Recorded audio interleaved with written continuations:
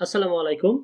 Education centre 24 এর আজকের ক্লাসে আমরা জাতীয় বিশ্ববিদ্যালয়ের 2024-25 শিক্ষাবর্ষের বিএসএস অনার্স রাষ্ট্রবিজ্ঞান প্রথম বর্ষের দক্ষিণ এশিয়ার সরকার ও রাজনীতি বিষয়ের চূড়ান্ত সাজেশন নিয়ে আলোচনা করব।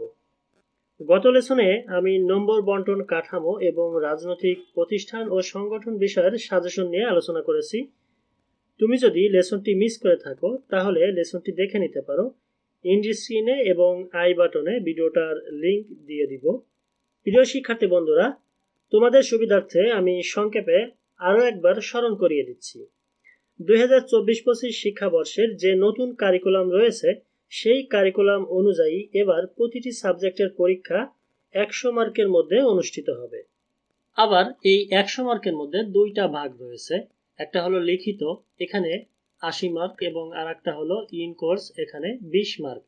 এই দুইটা মিলে মোট হলো 100 মার্ক। আবার এই যে 20 মার্ক, এর আবার তিনটা পার্ট রয়েছে। এক, অ্যাসাইনমেন্ট তৈরি ও উপস্থাপনা কুইজ টেস্ট, এখানে হলো 5, এবং ক্লাসে উপস্থিতি এখানেও 5। ইন কোর্স পরীক্ষা এখানে হচ্ছে 10। তাহলে এই সবগুলো মিলে, অর্থাৎ এই তিনটা মিলে মোট হলো 20। তাহলে এই 20 এবং এই 80 দুইটা মিলে 100। এবার প্রশ্নের ধরন নিয়ে একটু কথা বলা যাক। তোমাদেরকে 12টি প্রশ্নের মধ্যে থেকে 8টি প্রশ্নের উত্তর দিতে হবে। প্রতিটি প্রশ্নের মার্ক থাকবে 10 করে। 8টি প্রশ্নে মোট 80 মার্ক। এই 8টি প্রশ্ন লেখার জন্য তুমি সময় পাবে 4 ঘন্টা। প্রিয় শিক্ষার্থীবৃন্দ, আর কথা না বাড়িয়ে এবার সাজেশনে চলে যাব। এই সাজেশনটা নির্বাচনী পরীক্ষা সহ ফাইনালেও কাজে আসবে। তো এই হলো আমাদের সাজেশন। বিএসএস অনার্স রাষ্ট্রবিজ্ঞান প্রথম বর্ষ পরীক্ষা 2025। বিষয় হলো দক্ষিণ এশিয়ার সরকার ও রাজনীতি। বিষয় কোডটা তোমরা এখান থেকে মিলিয়ে নিতে পারো।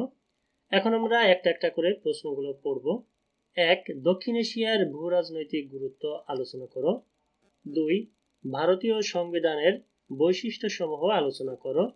3, নেপালের বর্তমান সংবিধানের প্রধান প্রধান বৈশিষ্ট্যগুলো আলোচনা করো। 4, যুক্তরাষ্ট্রীয় সরকার বলতে কি বোঝায়? ভারতের যুক্তরাষ্ট্রীয় ব্যবস্থার বৈশিষ্ট্যসমূহ বিশ্লেষণ করো। 5, শ্রীলঙ্কার রাজনৈতিক দল ব্যবস্থার বৈশিষ্ট্যাবলী আলোচনা করো। 6, শ্রীলঙ্কার রাষ্ট্রপতির ক্ষমতা ও কার্যাবলী আলোচনা করো। 7, পাকিস্তানের রাজনীতিতে বারবার সামরিক হস্তক্ষেপের কারণ আলোচনা করো। 8, ধর্মনিরপেক্ষতাবাদ কি? ভারতীয় ধর্মনিরপেক্ষতার বৈশিষ্ট্য আলোচনা করো। 9, পাকিস্তানের রাজনীতিতে সামরিক বেসামরিক আমলাতন্ত্রের আধিপত্যের কারণ কি? ব্যাখ্যা করো। 10, ভারতে সামাজিক আন্দোলনসমূহের চ্যালেঞ্জ ও মূল্যায়ন আলোচনা করো। 11, শ্রীলঙ্কার জাতিগত সংঘাতের কারণ আলোচনা করো। শ্রীলঙ্কার জাতীয় সংহতির প্রতি এটি মারাত্মক হুমকি আলোচনা করো। 12, শ্রীলঙ্কার রাজনীতিতে সংখ্যালঘু ধর্মীয় গোষ্ঠীর চ্যালেঞ্জ সমূহ উল্লেখ করো। 13, পাকিস্তানের রাজনীতিতে পরিবারতন্ত্রের সুবিধা ও অসুবিধা আলোচনা করো। 14, শ্রীলঙ্কার রাজনীতিতে পারিবারিক প্রভাব থেকে মুক্তির উপায়গুলো তুলে ধরো। 15, পাকিস্তানের রাজনীতিতে নারীদের অংশগ্রহণের প্রতিবন্ধকতা সমূহ বর্ণনা করো। 16, নেপালের রাজতন্ত্র থেকে গণতন্ত্রে উত্তরণের কারণসমূহ আলোচনা করো। 17, নেপালের হিন্দু রাষ্ট্র থেকে ধর্মনিরপেক্ষ রাষ্ট্রে রূপান্তরের কারণসমূহ উল্লেখ করো। 18, নেপালের 2025 সালের আন্দোলনের কারণসমূহ আলোচনা করো। 19, মাওবাদী আন্দোলন কি?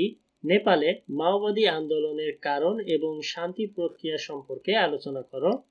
20, আন্তর্জাতিক রাজনীতিতে দক্ষিণ এশিয়ার ভৌগোলিক ও কৌশলগত গুরুত্ব আলোচনা করো। 21, সামাজিক পরিবর্তন কি?